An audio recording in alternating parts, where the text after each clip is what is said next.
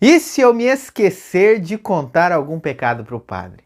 Eu fui lá, fiz uma ótima preparação, fiz o meu exame de consciência, mas quando eu cheguei diante do sacerdote, eu tremi as pernas, eu fiquei com medo, eu fiquei com vergonha, de tal modo que sumiu da minha cabeça. Igual quando você vai fazer uma prova e você estudou bastante, mas a prova te deixou tão tenso, tão nervoso que você simplesmente esquece de algumas coisas importantes. O que fazer nessa situação? Bom, eu quero te responder essa pergunta, mas não só essa, porque no nosso mini curso sobre o sacramento da confissão, nós queremos falar para você agora de como contar corretamente os seus pecados para o padre. Você sabe que existe uma forma correta de contar os pecados? Pois é, existe. Primeiro ponto que eu quero chamar a atenção para você: não precisa de enrolação. Basta você contar aquilo que você fez. O que você fez? É isso que você vai contar. Você não precisa contar história em torno do que você fez. Vou te dar um exemplo. Você foi lá e agrediu uma pessoa. Pecou contra o quinto mandamento da lei de Deus. Agrediu uma pessoa. Então você chega e diz: Padre, eu pequei contra o quinto mandamento, agredi uma pessoa. Ponto final. Você não precisa falar assim, é porque um dia, padre, eu cheguei lá e aí esta pessoa que eu conheci há algum tempo começou uma conversa que gerou lá um problema e aí nós fomos, os ânimos foram se exaltando e as pessoas que estavam à minha volta foram isso e aquilo. Você não precisa contar esse contexto para o padre. Basta você contar aquilo que você fez. E quais são as principais coisas que você tem que falar, que são importantes, que você precisa contar na sua confissão? Todos os pecados mortais. Isso mesmo, a sua confissão tem que ser íntegra. O que significa ser íntegra?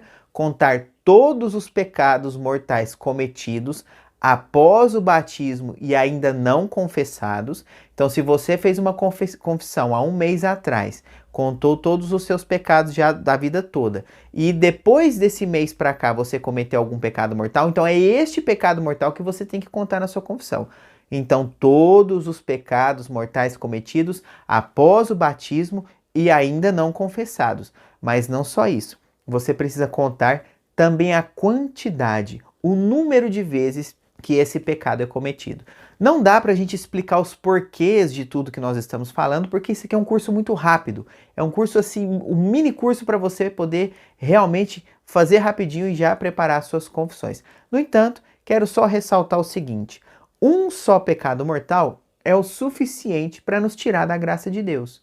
O próprio nome já diz, pecado mortal, porque mata a nossa vida interior, mata a nossa vida espiritual. Da mesma forma que uma só traição é o suficiente para matar a relação entre dois cônjuges. Uma só traição é o suficiente para que entre eles gere uma divisão. Não precisa ser duas, não precisa ser três, não precisa ser quatro. Uma só basta. É claro, evidentemente, que se há muitas, a coisa é pior, mas uma só basta. Então, pegando essa analogia, um só pecado mortal é aquilo que eu faço de tão grave que mata o amor, a nossa relação com Deus. Nós vamos ter ainda uma formação para falar um pouquinho melhor sobre o pecado mortal. Por ora, basta você saber que nós temos que contar todos os pecados mortais e o seu número, a sua quantidade. Agora, como nós fazemos isso? Bom, se você pegar os 10 mandamentos da lei de Deus e os preceitos da igreja, ali estão os pecados considerados pecados mortais, pecados graves, ou seja, ali existe uma lista de atos, de coisas que se você fizer de livre e espontânea vontade e com a advertência da consciência, você realmente comete um ato contrário ao amor de Deus de tal modo que você rompe com Deus. Então, o pecado mortal, de uma forma bem genérica, gente, bem genérica, não se esqueça, estou sendo bem sucinto aqui, depois a gente vai falar um pouquinho sobre o pecado mortal. É tudo aquilo ali que está naquela listinha dos 10 mandamentos. Então você tem vários exames de consciência na internet que você pode pegar e se utilizar, que vão te listar esses pecados. Por quê? Porque cada um dos mandamentos tem um título. Por exemplo, o quinto mandamento, não matar. No entanto, não matar não significa apenas não tirar a vida de uma pessoa.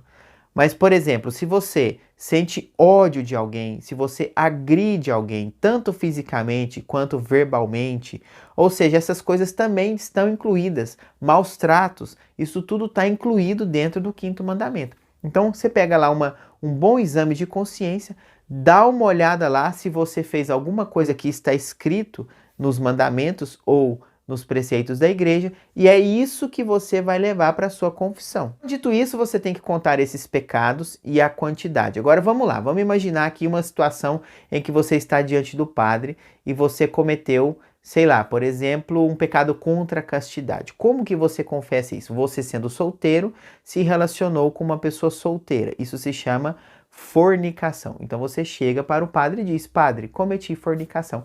Pronto. É assim, só isso que você tem que falar para o padre. Você não tem que falar com quem foi, você não tem que falar como que aconteceu, a não ser que a circunstância mude a natureza do pecado ou acrescente algum outro pecado. Por exemplo, se você é solteiro, teve uma relação sexual com uma outra pessoa e essa outra pessoa é casada, aqui nós temos um adultério. Então você diz para o padre, chega para o padre e diz: padre, pequei contra a castidade, tendo relação com uma pessoa casada e eu sou solteiro. Se você também é casado, você precisa dizer isso. Por quê? Porque são 2 adultérios se você comete uma relação com outra pessoa casada. Então você só vai contar as circunstâncias quando essa circunstância for alterar a natureza do pecado, passar ele de venial para mortal, ou então acrescentar um outro pecado. Por exemplo, padre, roubei. É uma coisa, mas é muito genérico. Roubou o quê? Roubou de quem? Bom, eu roubei toda a herança do meu pai. Gravíssimo, porque agora você não cometeu só um ato de roubo, você também pecou contra o 4º mandamento, porque você desonrou seu pai e sua mãe.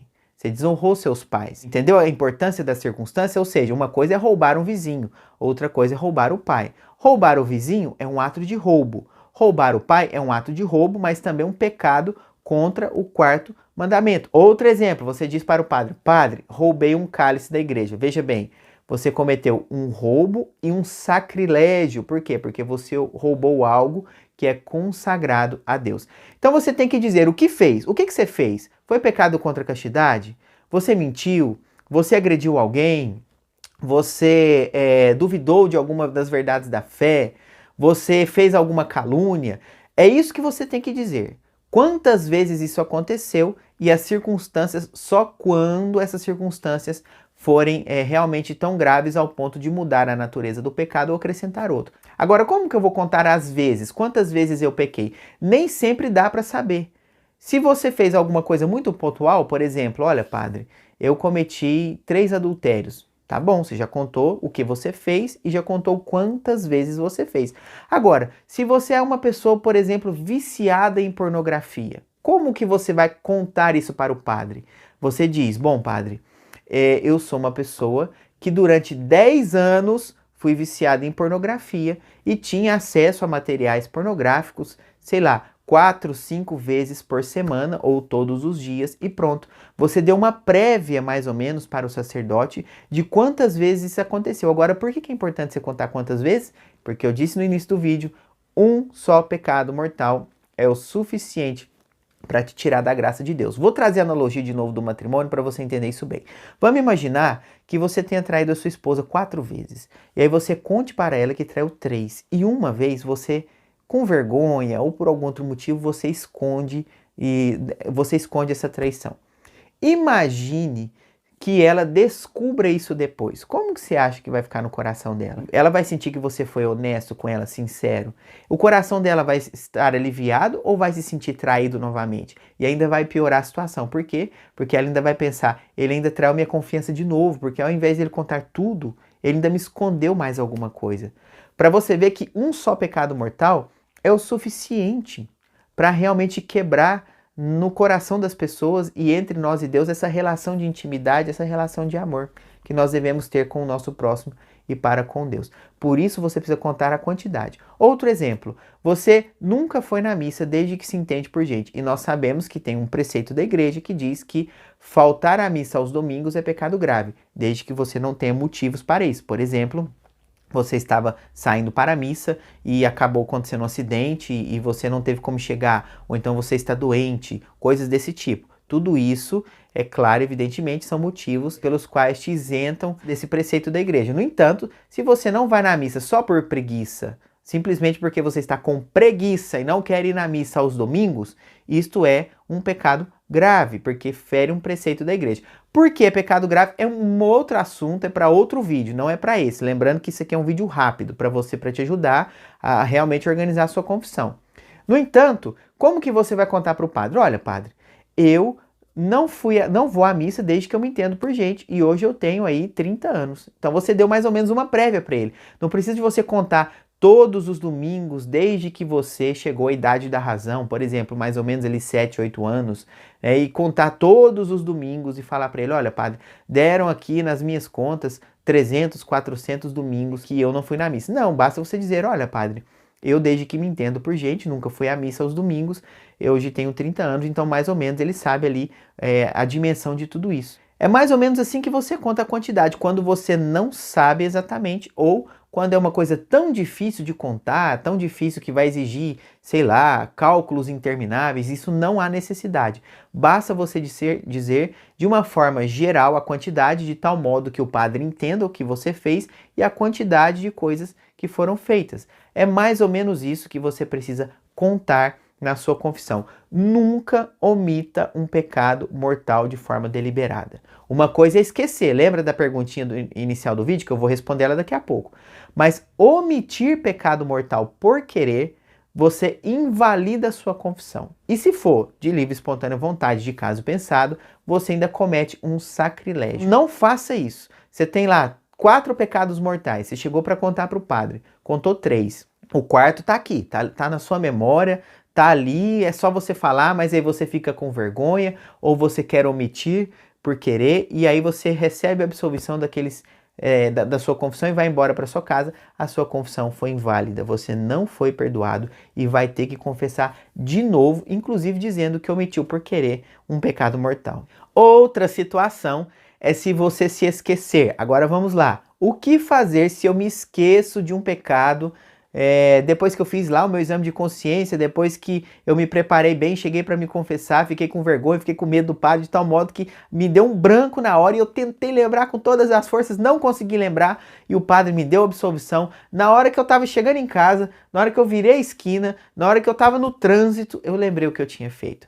Não tem problema, põe uma coisa na sua cabeça. Este pecado foi perdoado de um modo indireto. O que você vai fazer depois? Na próxima confissão, não precisa ser desesperadamente logo em seguida. Na próxima, se você tem, por exemplo, o costume de se confessar uma vez por mês, foi lá e se confessou, esqueceu o pecado mortal e seguiu a vida e lembrou isso depois. Na próxima confissão, no mês seguinte, você vai lá e conta aquele pecado para o padre. Porque veja, esquecimento, gente, é esquecimento. Deus não vai te obrigar a fazer uma coisa impossível. Se você esqueceu, esqueceu, não tem como. Você pode espremer, espremer, espremer e não lembrar. Fique tranquilo com relação a isso. Pecado esquecido é pecado perdoado. Na próxima confissão você confessa. E se na próxima confissão você se esquecer de novo, lembrando que não é por querer, é esquecimento mesmo, involuntário, é fraqueza humana, o pecado segue perdoado, você pode comungar tranquilamente e na próxima confissão você apresente esse pecado para o sacerdote. E só lembrando, este é um mini curso do Sacramento da Confissão. Você pode olhar na descrição desse vídeo os outros vídeos que nós já gravamos para que você possa assisti-los e complementar aí estas aulas.